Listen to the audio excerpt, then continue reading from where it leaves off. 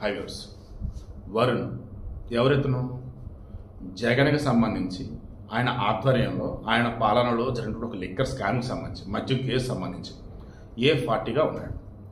ఈ వరుణ్ అండ్ చాణక్య వాళ్ళు చెప్పినటువంటి ఆధారాలతో స్పెషల్ ఇన్వెస్టిగేషన్ టీం వాళ్ళు మన హైదరాబాద్ అవుట్స్కర్ట్స్ శంషాబాద్ దగ్గర కాచర ఊరు అక్కడ వర్ధమాన్ ఇంజనీరింగ్ కాలేజ్ ఏదో ఉండి తీగల బ్రదర్స్ అంటారు. తీగల ఉపేందర్ రెడ్డి, తీగల విజేందర్ రెడ్డి, వీళ్ళ పేర్లు కూడా ఈ ఛార్జ్షీట్లో ఉన్నాయి. ఏమని ఇప్పుడు వీళ్ళు బాధితుల ఎక్యూజ్డ్ తర్వాత తెలిసింది. యూవీ డిస్టిలరీస్ అని చెప్పేసి వెళ్ళదుంది మద్యం. వీళ్ళకి ప్రభుత్వం నుంచి 250 కోట్లు 290 కోట్లు దాదాపు ఆర్డర్స్ వచ్చాయి.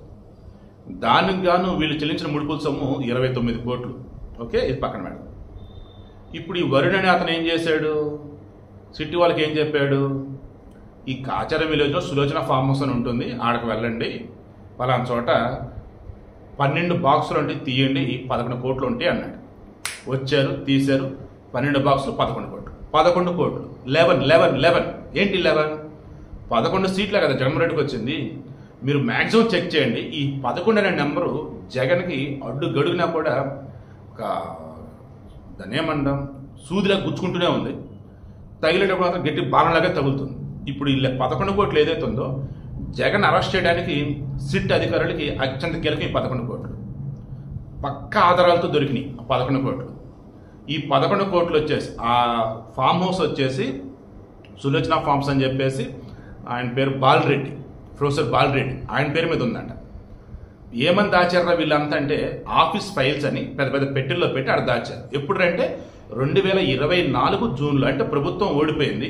దట్ మీన్స్ పార్టీ ఓడిపోయింది, ప్రభుత్వం ఓడిపోదు, ప్రభుత్వం శాస్త్రం, పార్టీ ఓడిపోయింది. దానికి ఈ డబ్బుని ఏం చేయాలి ఏంటి అనుకున్నప్పుడు అక్కడ దాచేశారు. సో ఎవరెవరితో మాట్లాడారు అండ్ ఈ ముడుపుల సొమ్ము వచ్చేసి ఎవరితో వెళ్ళింది ఏంటి అనుకున్నప్పుడు మొత్తం లెక్క తెస్తా పోతూ ఉంటే పోలీసులు ఫుల్ పవర్స్ ఇచ్చేసి డూ యువర్ డ్యూటీ అంటే yes we are doing our best అని చెప్పేసి ఎప్పటికప్పుడు ఈ మద్య కేసు మొత్తం ముందు పెడుతున్నారు.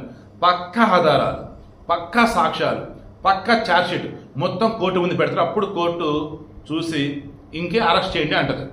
అప్పుడు అరెస్ట్ చేస్తారు జగన్మోహన్ రెడ్డి. ఆ రోజు ఎంతో దూరంలో పక్కా ఆధారాలతోనే జగన్ అరెస్ట్ చేస్తారు. అది కూటమి గవర్నమెంట్.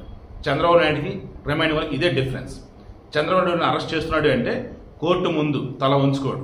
కూటమి గవర్నమెంట్ ఇదిగో మా దగ్గర ఆధారం చూపించింది. అంతిమంగా తప్పు చేసిన వదిలిపెట్టే ప్రసక్తే లేదు. ఈ మద్యం స్కామ్లో జగన్ తెలివితేటలు చూస్తుంటే ఇదే తెలివిని కానీ పరిపాలనలో కనుక పెట్టినట్టయితే ఏపీ బ్రహ్మాండంగా ఉండేది. నాశనం చేస్తారు కదా సామని చెప్పేసి ఇప్పుడు అంతా అనుకుంటూ ఉన్నారు. ఇంకా మారినటువంటి వాళ్ళు జై జగన్ జై వైసీపీ అనే వాళ్ళు వాళ్ళ మీద పెద్ద దండం. ఈ మద్యం కేసులో దొరుకుతున్నటువంటి ఆధారాలు, పట్టుబడుతున్న డబ్బు, ఇవన్నీ చూస్తూ ఉంటే సిట్ అధికారులు షాక్ అవుతున్నారు.